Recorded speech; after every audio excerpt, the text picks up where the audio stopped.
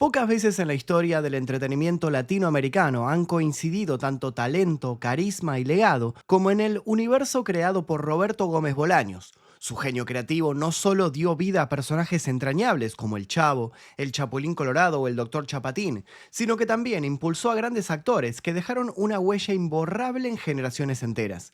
En este especial, reunimos tres grandes historias que marcaron a millones de personas: la vida y obra de Roberto Gómez Bolaños, el inolvidable Don Ramón, interpretado por el carismático Ramón Valdés, y el siempre galante Profesor Girafales, encarnado por Rubén Aguirre. Tres figuras que, más allá de la pantalla, vivieron momentos de éxito, conflictos y también profundas amistades. Todo esto es a raíz de que se acaba de estrenar la serie biográfica Chespirito, una producción que promete mostrarnos el lado más humano del creador, revelando aspectos poco conocidos de su vida y su impacto en la televisión mundial. Prepárate para un viaje lleno de nostalgia, risas y emoción. Esto es, el especial definitivo sobre el universo de Chespirito. Si te interesa que hagamos un video más sobre el universo de Chespirito, con personajes como por ejemplo la Bruja del 71, que todavía no hicimos, o Godínez o alguno más que se te ocurra, escribí su nombre aquí debajo en los comentarios y si hay más de 1000 personas pidiendo por ese personaje, vamos a hacer un informe al respecto. Ahora sí, comencemos. Es considerado uno de los íconos del entretenimiento de habla hispana y su fama ha trascendido a todo el mundo, donde es conocido por haber creado un producto infantil que algunos han considerado el Mickey de México. Es recordado con cariño por sus seguidores y son varias las generaciones que luego de 50 años de transmisión ininterrumpida, crecieron consumiendo los productos de su fértil y multifacética imaginación. Fue un actor y comediante, pero por sobre todo un escritor cuyo material al día de la fecha permanece imperecedero. Como buen estratega, supo sacar de sus debilidades el mayor de los provechos y de su poca estatura, de la que muchos se burlaban en su juventud, se convirtió en parte en su marca registrada. En algún momento de los 70, alguien aventuró que los programas para niños ya no vendían. Él vino a demostrar que nada estaba más cerrado de la verdad y dejó mudo a todo aquel que no contaba con su astucia. Hoy vamos a conocer sus primeros proyectos, las polémicas que envolvieron su carrera, su anécdota con el narcotráfico, su constante reinvención, y nuestro viaje va a terminar el 28 de noviembre de 2014, el día que murió Chespirito. Los amo, esto es precioso para mí, los amo a todos, ¿eh? Con 85 años, sus problemas de salud lo habían llevado en más de una ocasión a tener que salir a desmentir los rumores de su muerte. Una vez le había escrito a sus más de 5 millones de seguidores en Twitter: "No morí, lo confirmo todos los días por la mañana, y hoy otra vez amanecí, hasta guapo, diría yo". Si bien muchos le festejaron la humorada, destacando su capacidad para seguir siendo ingenioso en sus comentarios, del mismo modo se percataron de que el hombre detrás del teclado estaba un poco más golpeado de lo que demostraba. En sus últimas entrevistas lo habían visto algo lento, bastante sordo, achacado por los años, pero aún así vivaz, cómplice, con ese fuego y sagacidad que lo había caracterizado cuando no se cansaba de descender de aviones en diferentes países, donde era recibido como toda una estrella. Lugares donde grandes y chicos se abalanzaban sobre él y su equipo. Países en donde había dejado constancia de su humildad en cada una de las entrevistas en las que había participado.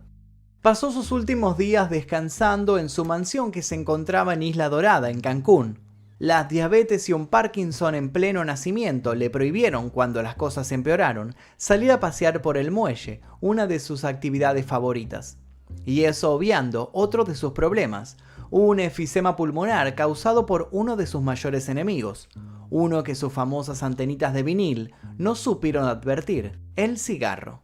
Así que dejó de poder ir a ver de cerca esos hermosos atardeceres. Sin embargo, los siguió dibujando. Sí, porque aparte de ser un gran dramaturgo, guionista, compositor, director y productor, era muy bueno con los dibujos. El inmueble en el cual pasaba sus horas se llamaba Villa Florinda, en honor a quien consideraba su gran amor. La arquitectura del lugar, hoy en venta, es de un estilo clásico hispano-mexicano.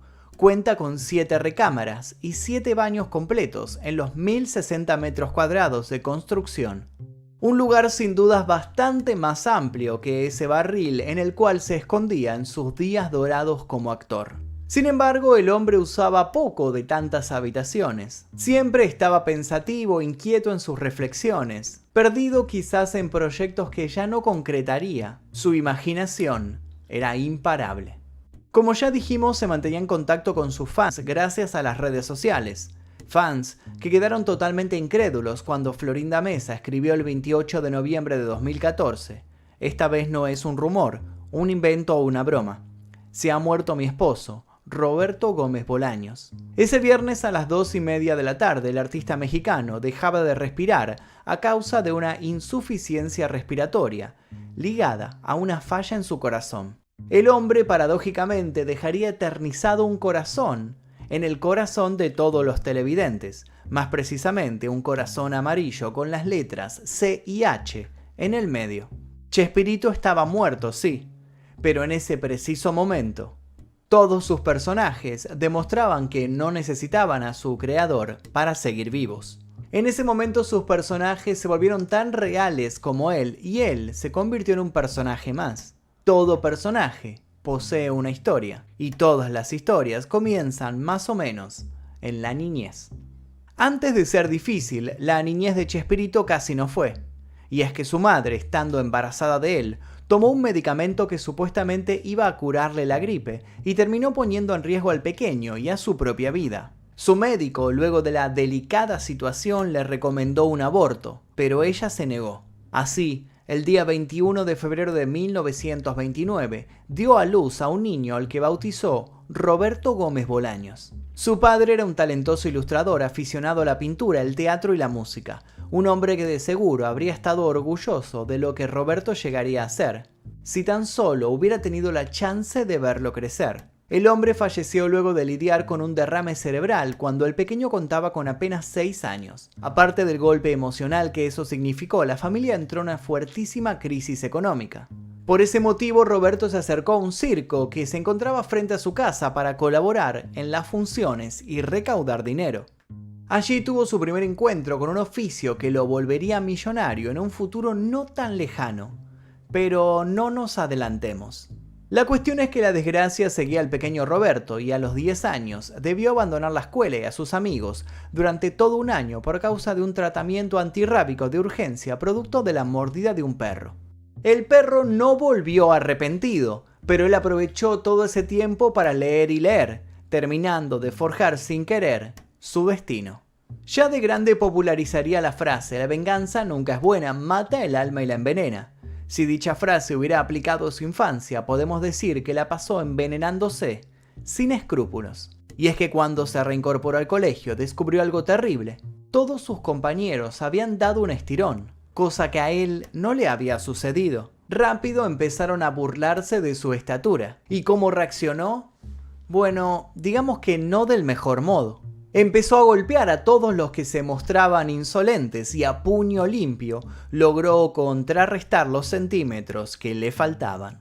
Llegó a practicar boxeo, disciplina en la que incluso compitió, desarrollando nuevas y variadas habilidades físicas. Llegó a conseguir medallas y condecoraciones, cosa que su madre nunca le festejó. De todos modos, el joven se aburrió rápido de los guantes. Tiempo después quiso incursionar en el mundo del fútbol, pero no prosperó. También probó suerte en la universidad, en la carrera de ingeniería, pero debió abandonarla en segundo año porque necesitaba un empleo. Se sentía aún algo perdido sin percatarse de que su potencial estaba en lo que hacía con mayor naturalidad. Roberto escribía las canciones para los festivales de la colonia de verano y leía extractos de cuentos a sus más cercanos. Cosas que hacía como hobby, cosas en las que era realmente bueno. Cuando vio un anuncio en un periódico, se le encendieron todas las alarmas. Una agencia de publicidad necesitaba aprendices para trabajar en radio y televisión. La industria del entretenimiento no sospechó desde un principio que su historia estaba por cambiar para siempre. Roberto se presentó a la convocatoria y casi cae en la desesperanza. Se encontró con una larga fila, eran todos aspirantes a productores.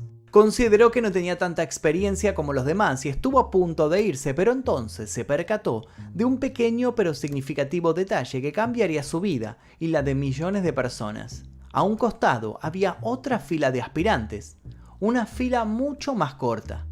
Era la fila de quienes querían postularse como escritores. Roberto, entonces impulsivo y valiente, se unió a esta fila y se encomendó a la mejor de las suertes. Una carrera única y sin precedentes comenzaba en ese mismo segundo. Roberto obviamente quedó seleccionado. Comenzó corrigiendo algunos comerciales, luego pasó a guiones para radio. Más temprano que tarde ya estaba escribiendo monólogos para comediantes reconocidos y no tardó en tener sus primeros coqueteos con la televisión. Así fue como a fuerza de perseverancia llenó hojas y hojas con sus ideas, haciéndose lugar de a poco pero de modo consistente, creándose un estilo particular y procurando superarse trabajo a trabajo. Se le empezaron a abrir las puertas, y no hablamos de pocas puertas. Sus emotivas, inteligentes y sugerentes líneas lo llevarían a experimentar una vertiginosa carrera y vida llena de éxitos. Quedó claro de inmediato que en su camino a la fama no habría límites. En 1948 ya escribía para Viruta y Capulina, dos reconocidos cómicos mexicanos. De pronto empezó a ser más reconocido y su sueldo mejoró junto con las nuevas propuestas de contrato. Para ese momento, Roberto ya se había casado con la argentina Graciela Fernández. Aprovechando la buena racha, se mudó y consolidó una familia con 6 hijos. Las cosas realmente le iban mejor de lo que había esperado, y pensaba en sus nuevos guiones cuando un día llegó temprano al set de Viruta y Capulina y le avisaron que uno de los actores se había ausentado. Los miembros del equipo técnico entonces le preguntaron a Roberto si se animaba a hacer una pequeña participación en el corto. ¿Sintió miedo acaso Roberto en ese instante? Seguramente. Pero según explicaría en alguna que otra entrevista luego, para él, sentir miedo era un requisito vital para cualquier héroe. ¿Qué piensa de los héroes como Superman, He-Man? No son héroes, no.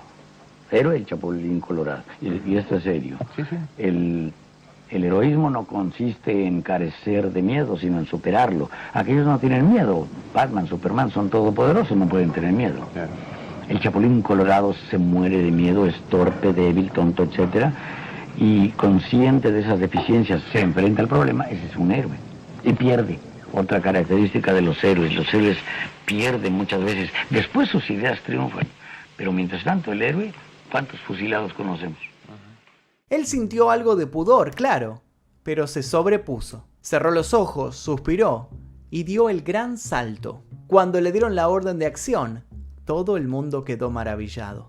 Gracias a su pasado atlético, Roberto se movió con gracia e hizo algunas piruetas. Dejó muy en claro que se sentía como un pez en el agua. No podríamos asegurar quién fue el mayor responsable de aquello, si el que decidió proponerle el papel a Roberto, o el actor que faltó y dejó un lugar libre para que Roberto se luciera. Sí podemos decir que entonces todo tuvo sentido para Roberto.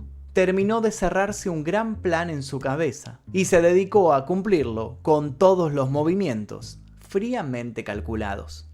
El director Agustín Delgado se acercó a Roberto en 1958 para felicitarlo por uno de sus guiones. No encontró mejor modo de hacerlo que compararlo con William Shakespeare. Solo más que pequeñito, dijo. Más precisamente, Roberto le parecía un Shakespearito. El mexicano entonces se rió de este halago y con un pequeño ajuste lo convirtió en su nombre artístico, nombre que lo acompañaría desde ese momento hasta su muerte. Chespirito terminaría siendo el nombre de un poderoso grupo empresarial. Por ese entonces Chespirito triunfó en el cine con películas de su autoría: Los Legionarios, Angelitos del Trapecio, Dos Locos en Escena, Dos Criados Malcriados, Limosneros por Garrote, Dos Meseros Majaderos y La Guerra de los Pasteles son apenas algunos de los ejemplos. Como todo lo que tocaba lo convertía en una fuente de ingresos, Roberto se volvió el niño mimado del estudio, justo lo que necesitaba para dar su golpe de gracia. Durante el año 1968, Chespirito renunció a su trabajo de escritor, es decir, dejó de escribir para otros. A partir de ese momento, con 15 prolíficos años sobre sus espaldas, se enfrentó de cara a sus ambiciones más honestas. ¿Y qué era lo que quería? Quería hacer algo enorme, algo que lograra revolucionar el humor. Quería escribir para sí mismo. Mientras buscaba llegar a la fórmula para la carcajada, su madre moría de un fulminante cáncer de páncreas, lo que, lejos de desalentarlo, le hizo entender que su momento era ese. No podía seguir esperando. Quizás ni siquiera lo sabía de modo consciente, pero en su mente empezaron a apilarse los ladrillos. De a poco estaba construyendo su propio mundo, más precisamente, su propia vecindad. Su primera serie cómica se llamó El Ciudadano Gómez y la escribió tras ser invitado a colaborar con el famoso Canal 8. En 1969 le ofrecieron un espacio en el programa Sábados de la Fortuna, unos cuantos minutos que Chespirito logró que se convirtieran en todo un programa completo. Llegaba de este modo los supergenios de la mesa cuadrada, donde los personajes leían supuestas cartas enviadas por el público y las contestaban con bromas y alusiones a la actualidad. Con su cotización como guionista en alza, Chespirito dio vida a uno de los personajes que lo catapultarían. Hablamos más precisamente de un superhéroe que no tiene nada que envidiarle a los personajes de DC y de Marvel. Desde México y para todo el universo llegaba el gran Chapulín Colorado.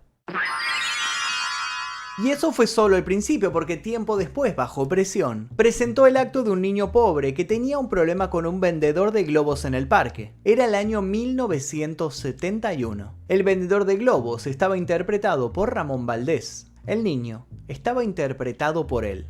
También recibió al público a este personaje que pronto tuvo su propio sketch. Y como estaban en ese momento en el Canal 8, el niño fue bautizado como el Chavo del 8. El resto es historia.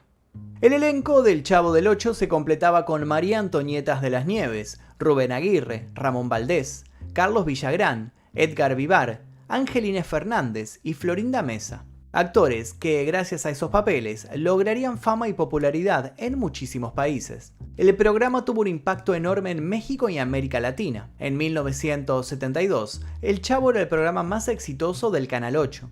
En 1973, Telesistema Mexicano y Televisión Independiente de México se fusionaron para dar lugar a Televisa. Entonces el programa comenzó a transmitirse en el Canal 2. De acuerdo al periódico Excelsior, en 1975 la serie era vista por más de 350 millones de televidentes cada semana y obtuvo hasta 55 y 60 puntos de cuota de pantalla. El reparto principal comenzó a realizar giras por otros países a partir de 1977, en las que actuaban y bailaban frente a la audiencia, rompiendo más y más récords. Así como antes se había fijado en su propia infancia, ahora con un grupo de personajes, Chespirito empezó a estudiar a sus hijas, copiando comportamientos y creando personalidades bien distinguibles y universales que le sirvieron de trampolín para tratar conflictos básicos pero repletos de aristas que ponían la emoción del espectador en jaque. Las risas siempre daban lugar al sentimentalismo y no faltaban en sus construcciones alusiones y críticas a la sociedad moderna. Con el tiempo y algunos cambios de paradigma, el programa sería criticado por mostrar violencia hacia niños que, recordemos, eran interpretados por adultos.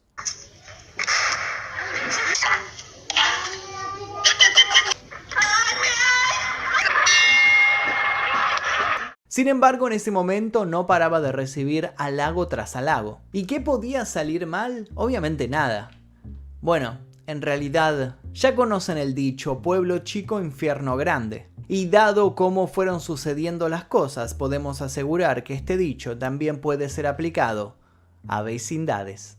Los constantes viajes alejaron a Chespirito de su familia y empezó a tener un amor con Florinda Mesa. Al inicio lo hicieron discretamente, pero cuando la historia salió a la luz, la mujer fue atacada por todos los medios, que no dudaron en catalogarla de oportunista. Florinda y Chespirito se afianzaron como equipo de trabajo y las ganancias no pararon de crecer.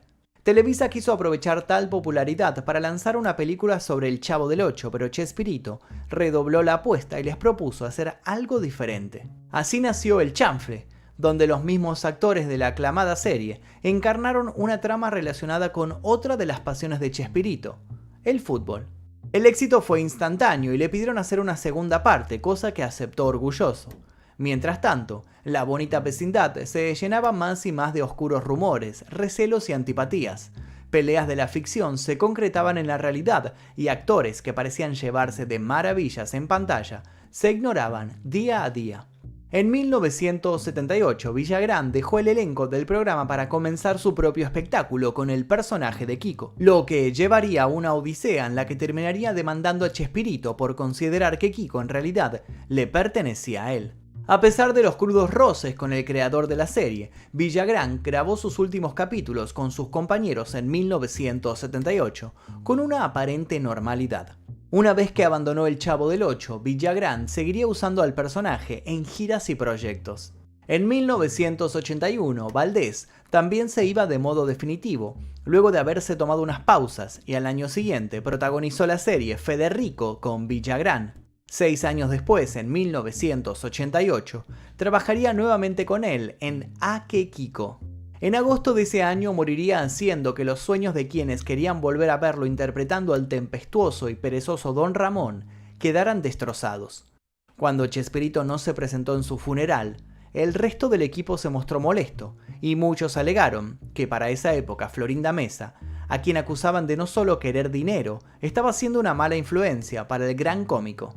Otra vez, Florinda Mesa era considerada una gran bruja y todo lo que el público veía de negativo en Chespirito se lo adjudicaba a ella.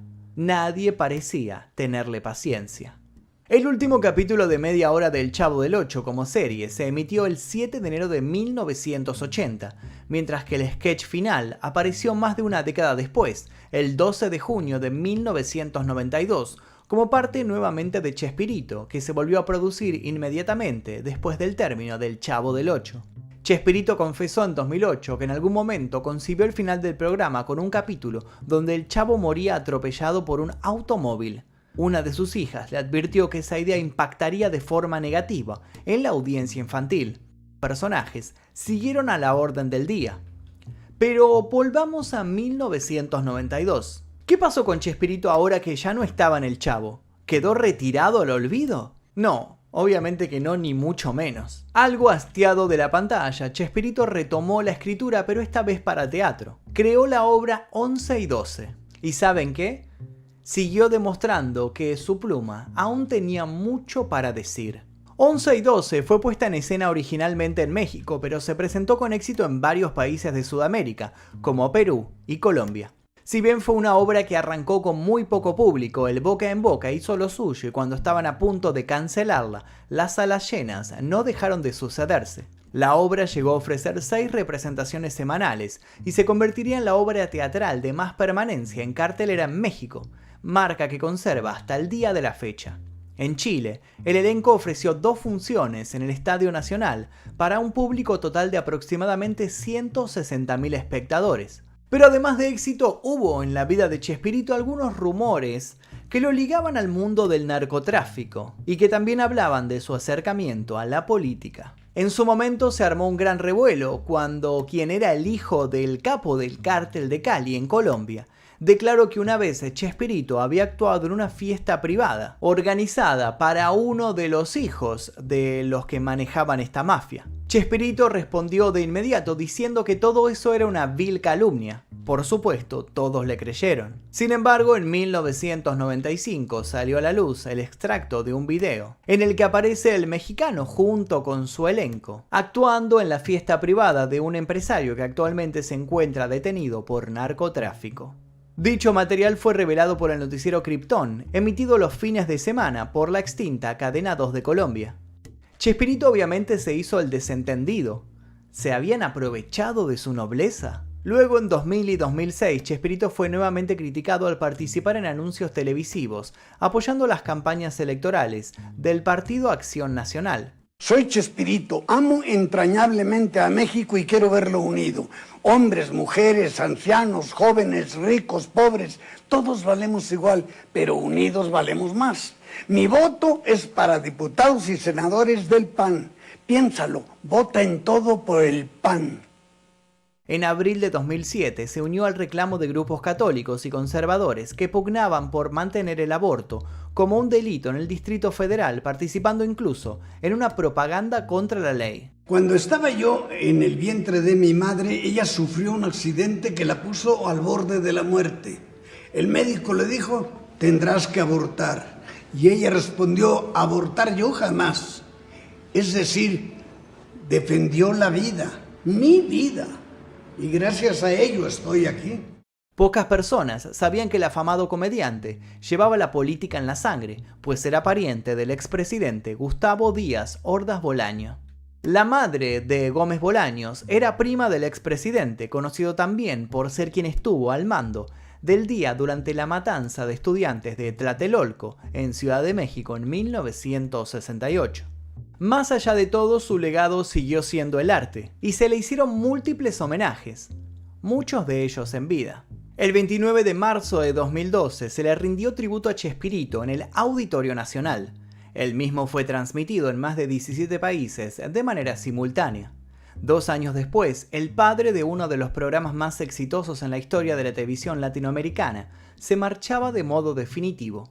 Tras su muerte, los restos del cómico fueron transportados en un carro fúnebre desde su mansión hasta el Aeropuerto Internacional de Cancún en un vuelo privado. Viajó hasta Televisa San Ángel, donde también se le rindió un último homenaje como ícono de la comedia. El domingo 30 de noviembre de 2014, los restos de Chespirito fueron llevados en un cortejo fúnebre hasta el Estadio Azteca de México, mientras en el camino sus fanáticos le daban un último adiós. En vida había pedido que lo siguieran los buenos, y aquellos que crecieron con él lo siguieron, sin dudarlo y con fidelidad.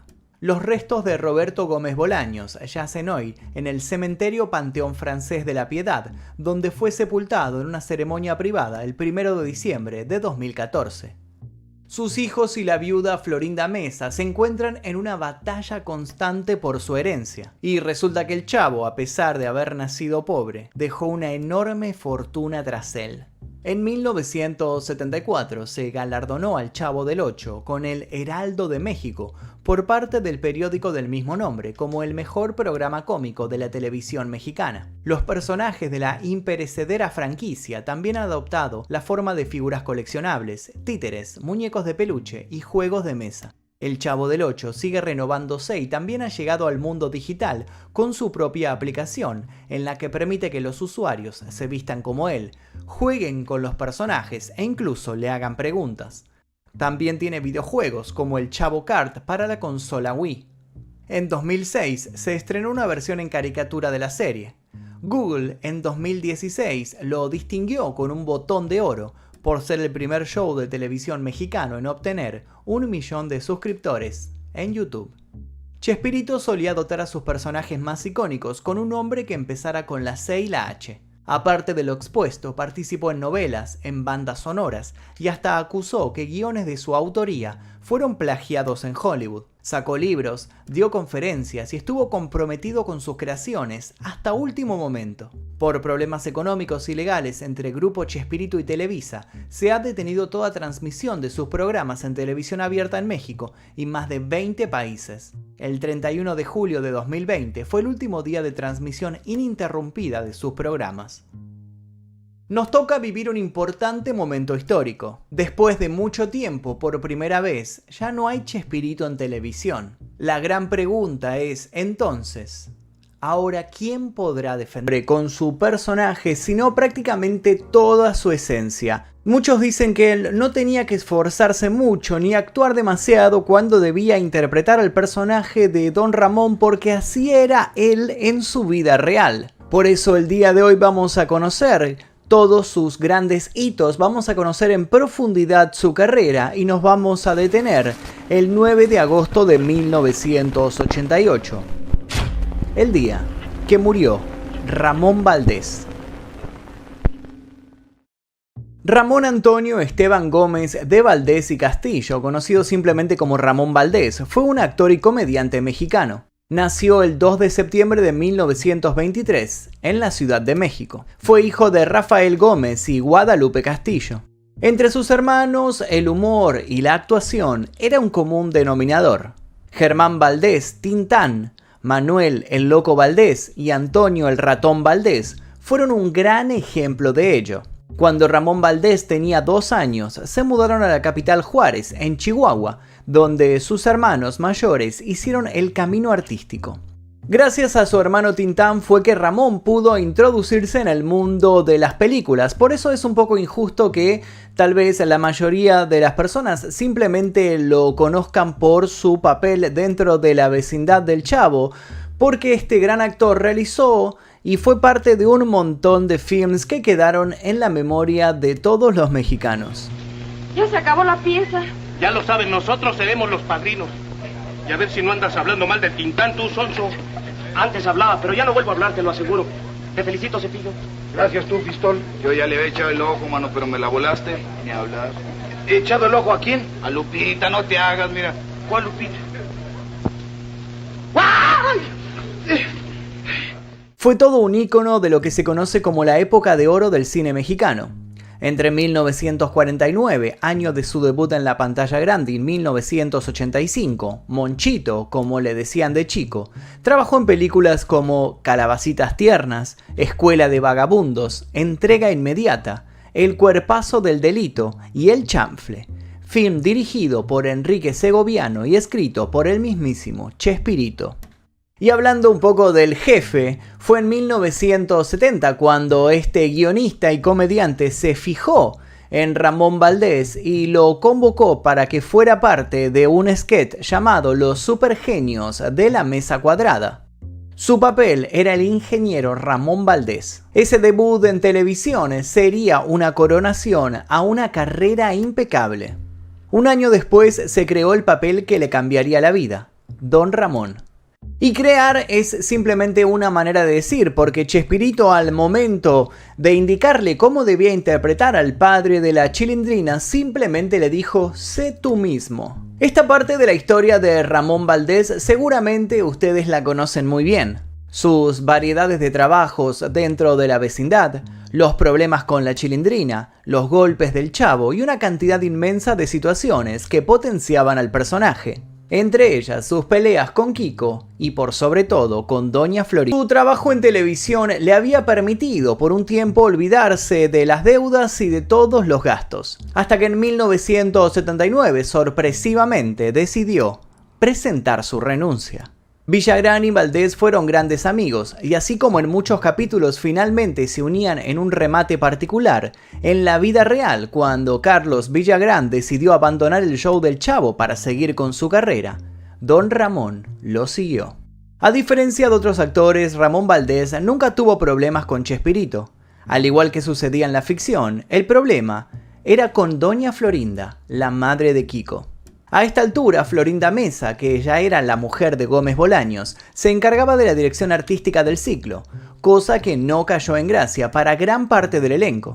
La partida de Carlos Villagrán se vio ligada directamente a los celos de Chespirito, porque al parecer este personaje de niño consentido estaba logrando más fama que el mismísimo Chavo. A Ramón Valdés le pareció una situación desleal, por lo que decidió acompañarlo, a pesar de que eso significaba dejar a un lado un jugoso sueldo. Sin embargo, Ramón Valdés decidió regresar al programa en 1981, último año de la serie televisiva Chespirito. Lo que verdaderamente llamó la atención fue que en la secuencia en la vecindad se grabó su retorno y se mostró como casi todos los personajes, menos Doña Florinda, se alegraban por ello.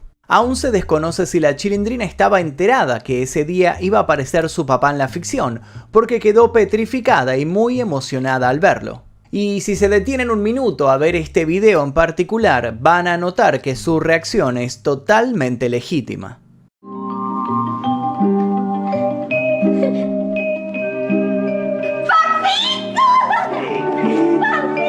¿Cómo está mi madrina hermosa? ¿Cómo está? La Chilindrinita, ¿cómo está, mi amor? ¿Cómo está? En 1982, con Carlos Villagrán ya por su cuenta, Ramón Valdés lo acompañó y protagonizó el programa venezolano Federico, que solamente tuvo 2 temporadas con 29 episodios. ¿Y se puede saber cuáles son esas penas? Bueno, don Moncho, que mañana van a llevar a Federico al dentista para sacarle una muela, ¿eh? Y por eso está llorando. Nada más porque le van a meter una aguja de este tamaño entre la muela y la encía para anestesiarlo. Y que si falla la anestesia le meten una más grande todavía. Y que después le van a tener que meter una llave de luz así para abrirle la bocota para sacarle la muela, aunque él no quiera. Él, mientras tanto, siguió con su carrera de actuación. Llegó a compartir escenas con un joven Luis Miguel. ¡Tú! Yo. ¡Tú! Yo. No, por favor, no. No. Que no, ni que no. Siempre te la pasas dormido, cantante de chisguete. Ya deberías de estar listo. E incluso, cosa que no muchos saben, también actuó con el divo de México, Juan Gabriel. Si quieren conocer la historia completa de este gran cantante, los invito a ver el video subido a este canal llamado El día que murió Juan Gabriel. Años más tarde, en 1987, volvió a la televisión azteca con A que Kiko, junto a Villagrán, quien no contaba con los derechos de Kiko y por eso cambió su nombre utilizando 2 K en vez de una Q y una C. Esta apuesta televisiva no funcionó. Algo que llama la atención es que en este programa, llamado A que Kiko, fue en donde Don Ramón grabó su muerte. Esta escena en particular es una correspondiente a un capítulo en el cual lo desafiaban a entrar a un cementerio. En dicha escena, Ramón Valdés se acercaba a un mausoleo. Entre una niebla ficticia generada por una máquina de humo, lo vemos adentrarse al lugar, y entonces se pierde entre las sombras. Luego llegaría su deceso real, y la coincidencia helaría la sangre de todos. Al tiempo, Villagrán, en el mismo velatorio, pondría un poco más de luz al asunto y recordaría lo último que Ramón Valdés le dijera en vida, ya enfermo y a días de morir. «Te voy a estar esperando, cachetón». «¿En el cielo?», preguntó este, y Ramón le sonrió y le dijo: «No, allá abajo, no te hagas». Esa sería la última charla de Villagrán y Valdés, teñida por la fatalidad y el humor. Podemos decir que a su modo Don Ramón terminó siendo un auténtico segundo papá para Kiko. Y respecto a lo que terminó pasando con Doña Florinda, bueno, ese es otro tema. La actriz Florinda Mesa no se presentó en el funeral y esto realmente no sorprendió a nadie. Incluso al fallecer Ramón, ella en una entrevista declaró que este actor era un adicto a las drogas, cosa que tiempo después fue desmentida por todos. La última gira de Ramón Valdés sucedió en Perú. El actor trabajó con su circo entreteniendo a los niños, quienes sentían apego por él. Cuando el actor estuvo en Perú, sintió el empeoramiento de su enfermedad, lo que lo obligaría a retornar. Su tarea con su circo y el programa de comedia A que Kiko quedarían inconclusas debido a este malestar.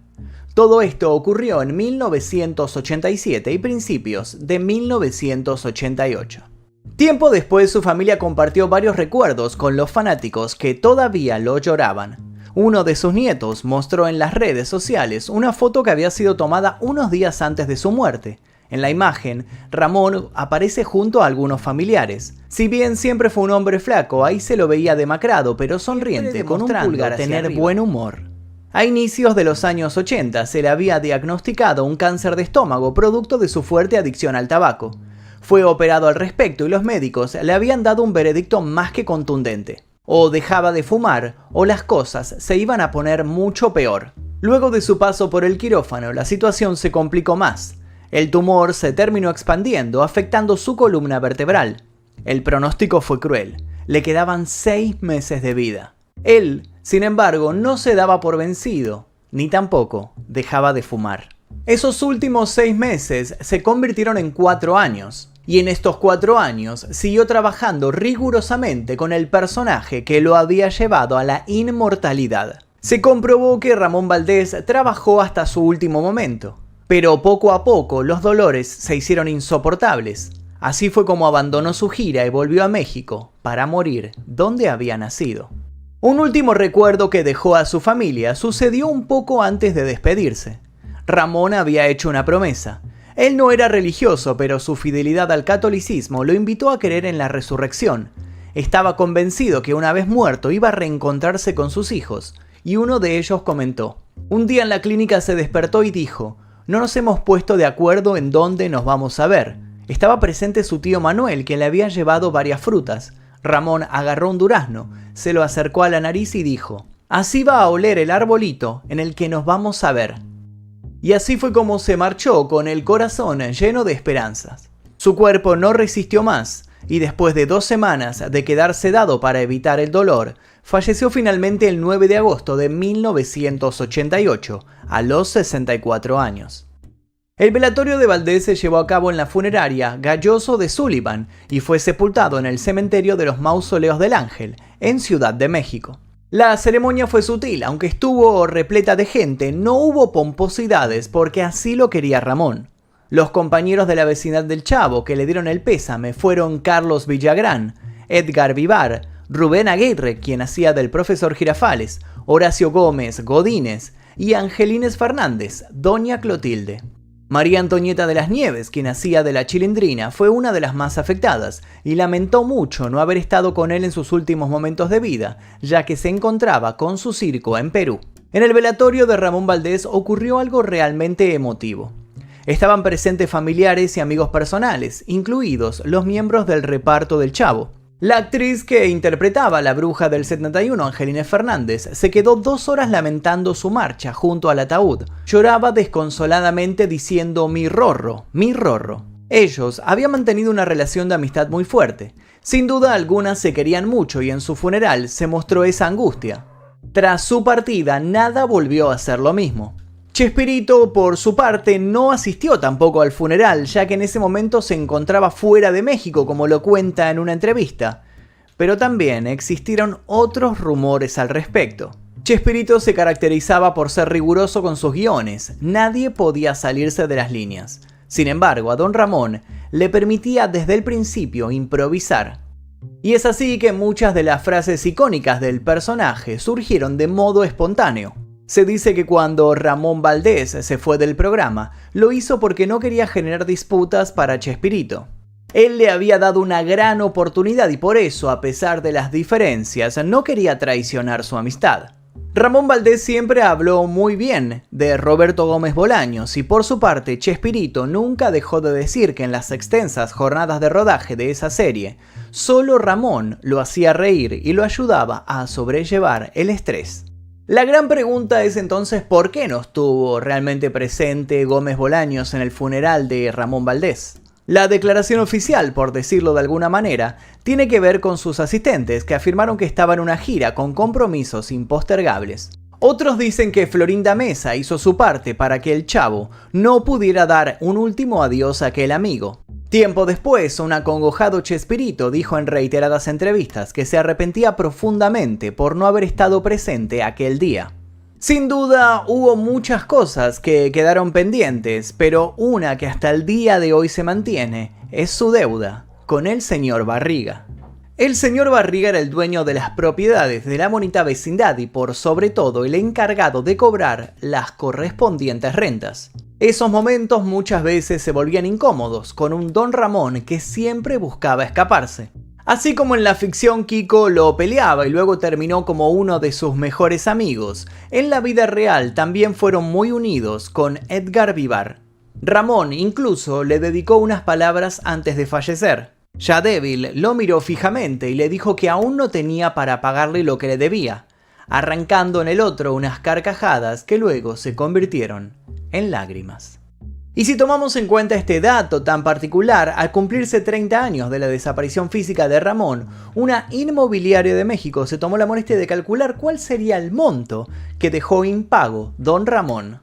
El cálculo de la deuda se hizo de una manera rigurosa. Primero se tuvo en cuenta la cantidad de metros cuadrados de la vivienda, después se estipuló la zona donde supuestamente se encontraba la vecindad, que sería cerca del Zócalo, en Ciudad de México. Con estos datos, se calculó un monto estimativo de lo que valdría ese alquiler en los años 70. Así las cosas, los 14 meses de renta que le reclamaba el señor Barriga a Don Ramón habrían ascendido a la suma de $882, sin contar los intereses por mora. Sin embargo, teniendo en cuenta que el personaje de Ramón Valdés participó de 8 temporadas del programa, se hizo el cálculo por los 110 meses que habría vivido escondiéndose de su acreedor y se llegó a una suma que al día de hoy sería un poco difícil de pagar. Años después de su muerte, su sobrino nieto, Miguel, realizó un documental llamado Con permiso, Monchito, acerca de la vida de Don Ramón.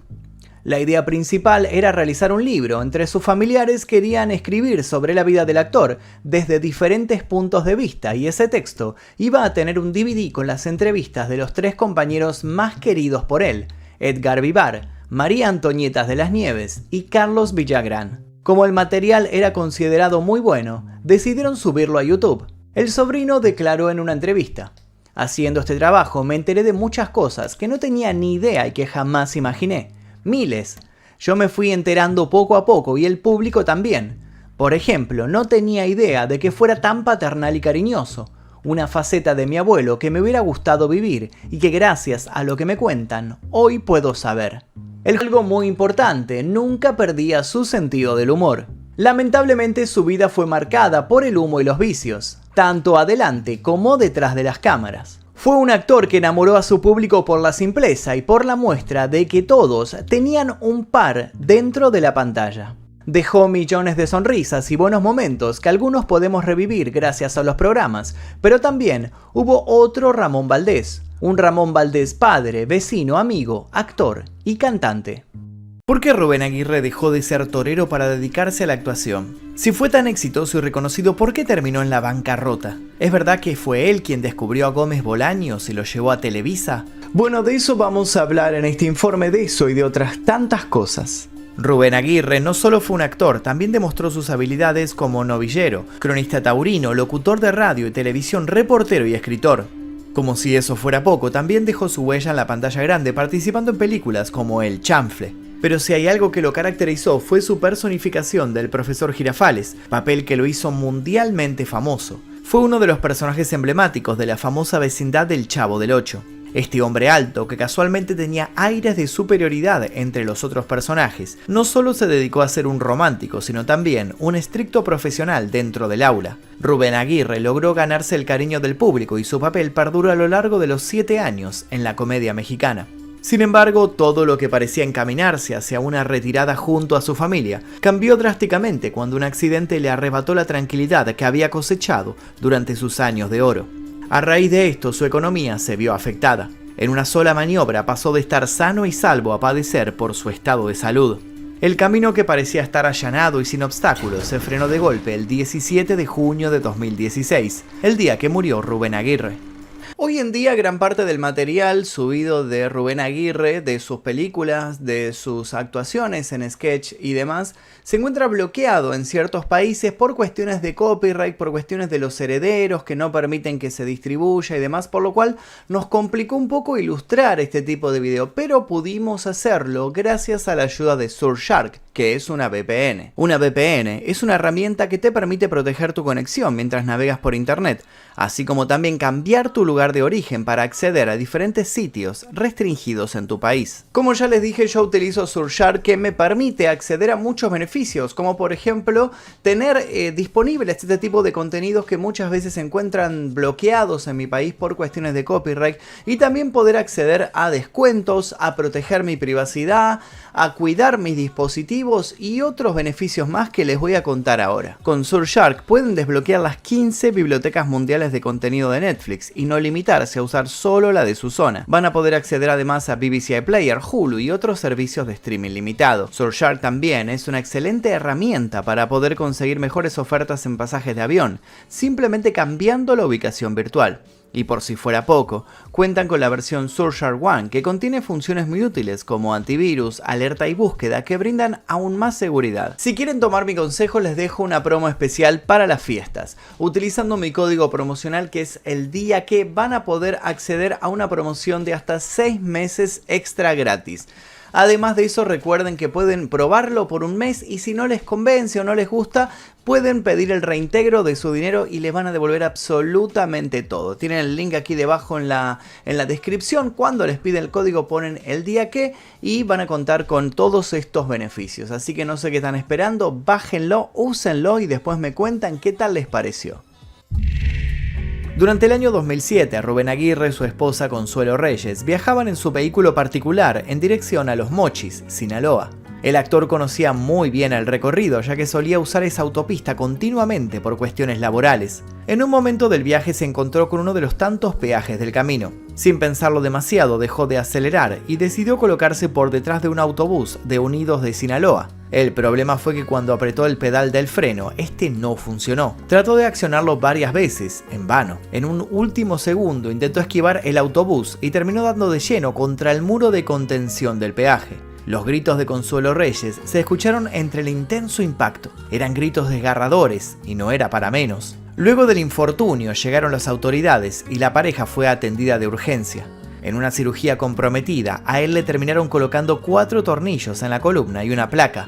A su esposa le tuvieron que amputar una de sus piernas. La buena noticia era que habían salvado sus vidas. La mala era que a partir de ese momento la vida de Rubén Aguirre caería en picada. Pero no nos adelantemos, vayan y preparen su tacita de café y si no es mucha molestia, comencemos por el principio. Rubén Aguirre Fuentes nació el 15 de junio de 1934 en el barrio de Santa Anita, ubicado en Saltillo, Coahuila, en el colorido país de México. Fue hijo de Rubén Aguirre Flores y María Victoria Fuentes de Aguirre, y desde muy pequeño fue un niño inquieto. Mientras cursaba sus estudios iniciales, demostró una facilidad para disfrazarse e imitar a cualquiera que se cruzaba por delante. El arte estaba en su sangre desde el comienzo. Luego de sus estudios medios, ingresó a la prestigiosa Escuela Superior de Agricultura Hermanos Escobar, en Ciudad de Juárez, Chihuahua. Después de obtener su título de ingeniero agrónomo, comenzó a destacarse en el campo. Durante aquella época su crecimiento no fue solamente profesional. Rubén Aguirre llegó a ser un individuo extraordinariamente alto, más precisamente de 1,96 m. Aunque se desempeñó en el ámbito agrícola, él confesó tener metas distintas para su futuro. No estaba satisfecho con su trabajo, ya que sus sueños estaban en la actuación. Ya tenía la decisión tomada, solo le faltaban los recursos. Para conseguirlos, se embarcó en hacer pequeñas apariciones radiales. Aunque las ganancias en las emisoras eran escasas, ahí pudo alimentar un poco su fantasía actoral. Rubén también era un apasionado de la tauromaquia, a tal punto que terminó incursionando en el mundo de las corridas de toros como novillero. Justamente por el cariño hacia esa profesión fue que se topó con quien sería el amor de su vida. Mientras desplegaba su talento en la arena, su mirada se cruzó con una chica que lo estaba mirando desde las gradas. Esa joven mujer era Consuelo de los Reyes. Luego de este flechazo instantáneo, en el año 1960 formalizaron y desde entonces no se separaron nunca más. Tuvieron 7 hijos, 4 mujeres y 3 varones, que con el tiempo convertirían a Rubén en abuelo de 16 nietos. En su autobiografía Después de usted, reconoció que esa época de torero la había disfrutado muchísimo e incluso había llegado a pensar en dedicarse a aquello a tiempo completo. Sin embargo, su altura le jugó una mala pasada. Su longitud le daba algunas ventajas, pero también le quitaba agilidad. Cuando dejó la tauromaquia definitivamente lo hizo dudando. Temía por sobre todo quedar hundido en el olvido, nada más lejos de lo que iba a suceder.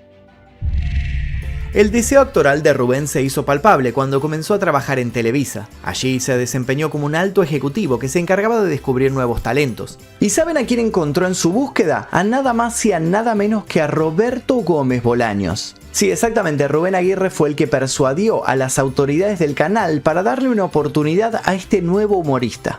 De esta manera podría afirmarse que el surgimiento de Chespirito en la cadena se debió al respaldo del profesor. Con el tiempo, Chespirito le devolvió el favor. Cuando Aguirre le solicitó unirse al elenco de comediantes de sus producciones, Bolaños aceptó con gusto. Así fue como el futuro profesor comenzó con las Chespirotadas. El problema fue que desde la Dirección General de Televisa le dieron el ultimátum, ya que no podía estar detrás y delante de cámaras. Con el paso de los meses él pudo demostrarle que no había estado errado.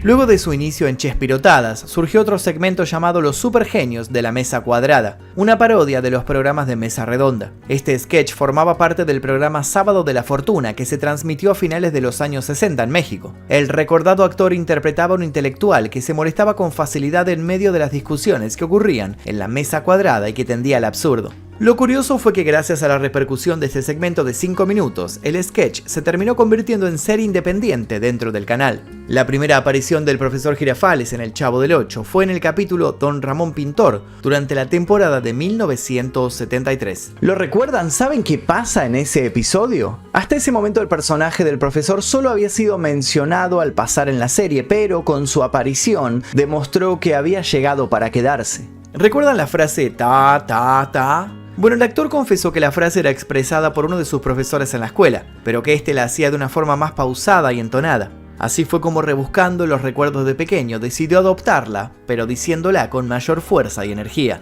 El profesor Girafales, además de querer enamorar a doña Florinda, tenía que educar en la escuela a un grupo de niños y niñas que en algunas ocasiones lo sacaban de sus casillas, pero ese no fue el único personaje que encarnó. Dentro del vasto universo de Chespirito, Aguirre también dio vida a otros personajes memorables. Personificó a Rufino Rufián, el némesis del Chapulín Colorado, y a Lucas Tañeda, fiel compañero de Chaparrón Bonaparte en Los Chifladitos. Asimismo, desempeñó el papel del sargento Refugio Pascuato, quien cada vez que tenía la oportunidad se las ingeniaba para complicarle la existencia a El Chompiras. Si bien trató de abrirse camino en otros programas de televisión y en el cine, no logró destacarse. El profesor Girafales parecía ser su marca tanto positiva como negativa por su encasillamiento. Encasillamiento que duró por muchos años y que lo obligó a viajar por el país para ganarse el pan de cada día. Y es así como nuestra historia vuelve al principio.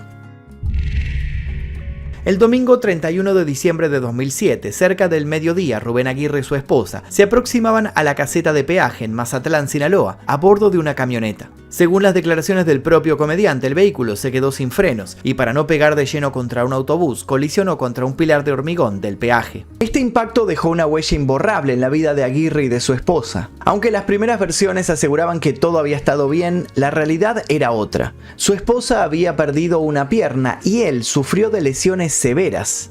Tras aquello, Aguirre no tuvo muchas opciones para continuar trabajando y siguió el ejemplo de sus compañeros del Chavo del Ocho. Así nació el circo del profesor Girafales. Al inicio todo marchó de modo óptimo, pero luego se fue gastando no solo la idea, sino también los recursos. Para el año 2010, a sus 76 años de edad, Rubén Aguirre se declaró en quiebra financiera. Al poco tiempo de esa triste noticia, confesó en los medios de comunicación que todo ese mal momento se debía a las secuelas del accidente. Al parecer, tanto en su salud como en la de su esposa, terminaron agotando todos sus ahorros. Luego de varios años de lucha entre lo laboral y lo monetario, le tocó llegar hasta una lucha más, o mejor dicho, hasta la última lucha.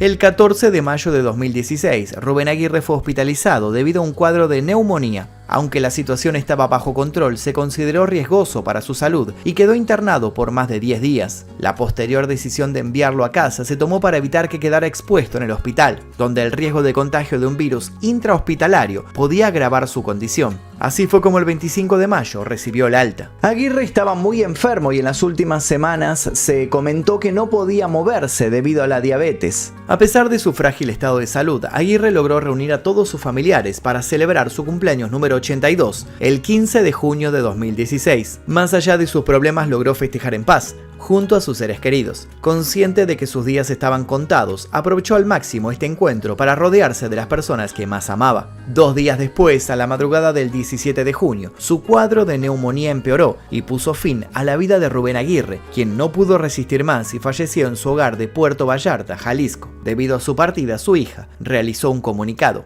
Vivió muy feliz aquí sus últimos años, murió en paz con todos nosotros. La familia pidió una ceremonia privada para despedirlo y así se lo concedieron. Rubén Aguirre fue velado el mismo viernes en una funeraria ubicada en el centro de Puerto Vallarta. Durante su sepelio, sus seguidores se mostraron profundamente conmovidos por su partida, procurando que la despedida fuera lo más amena posible. A pesar de que el programa ya tenía 50 años, cientos de niños se acercaron para saludar por última vez a su querido maestro. Varios mariachis entonaron la canción del Chavo y los pequeños admiradores dejaron manzanas sobre su ataúd, recordando así las clases donde los niños de la vecindad agasajaban a su entrañable profesor. El célebre actor y humorista fue despedido por un conjunto de hijos, nietos, amigos y cientos de personas. Florinda Mesa, Carlos Villagrán, María Antonieta de las Nieves y Edgar Vivar expresaron su dolor por la gran pérdida, aunque no pudieron asistir al velorio debido a distancias y compromisos.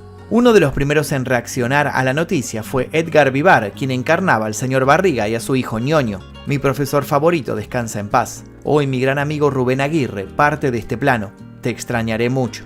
Aguirre y Vivar eran grandes amigos, incluso las hijas de Girafales le llamaban tío Edgar. Por otro lado, el hijo de su amada platónica en la ficción, Carlos Villagrán, quien interpretó a Kiko, compartió una entrevista con Televisa. Estamos todos tristes por nuestro querido profesor. Poco a poco se nos va yendo la vecindad al cielo.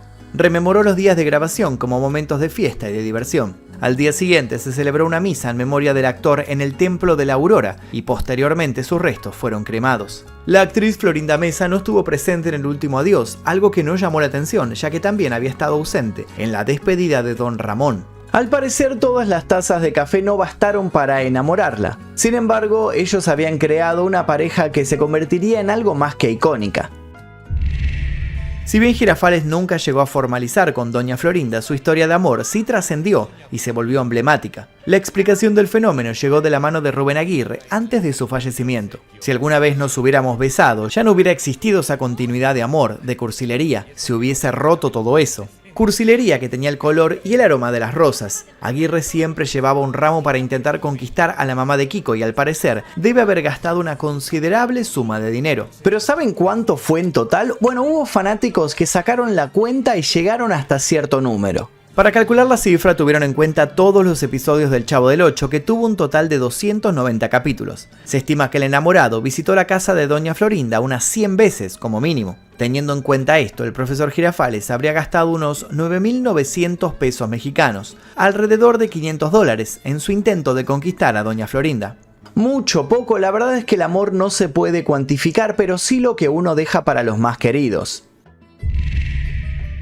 No existe un registro exacto del patrimonio de Rubén Aguirre. Lo que sí se sabe, como ya hablamos, era que estaba quebrado financieramente y que además mantuvo una deuda con el ANDA, Asociación Nacional de Actores, hasta su último momento. Se desprende que no le pudo dejar mucho a su numerosa familia, salvo un humilde obsequio, su legado. En sus últimos años, reconoció que el profesor Girafales fue su personaje más entrañable y querido, quizás porque encarnaba lo romántico y cursi que él mismo llevaba dentro, pero sobre todo porque le brindó proyección internacional. Rubén Aguirre se destacó no solo por su talento artístico, sino también por su profunda sensibilidad. En diversas entrevistas se le observa emocional, al borde de las lágrimas. Ese fue siempre el propósito de su existencia, ser recordado como una buena persona. Si bien queda claro por su apariencia que fue un hombre grande, queda igual de claro con su historia que también fue un gran hombre. Hasta aquí el video del día de hoy, espero que les haya interesado la vida de Rubén Aguirre, el profesor Girafales. Me habían pedido varios que hicieran más personajes de la vecindad del Chavo y también los invito a dejar sugerencias para que me digan cuáles otros cómicos o actores que pueden ser del Chavo o pueden ser de otro lado quieren que hagamos informe aquí en este canal. Y sin nada más que decir, me voy a despedir. Los invito a dejar su like, suscribirse y activar notificaciones, pero eso sí, sin hacer mucho ruido. Y les advierto una cosa, el próximo que interrumpa un video, lo dejo sin recreo. Nos vemos.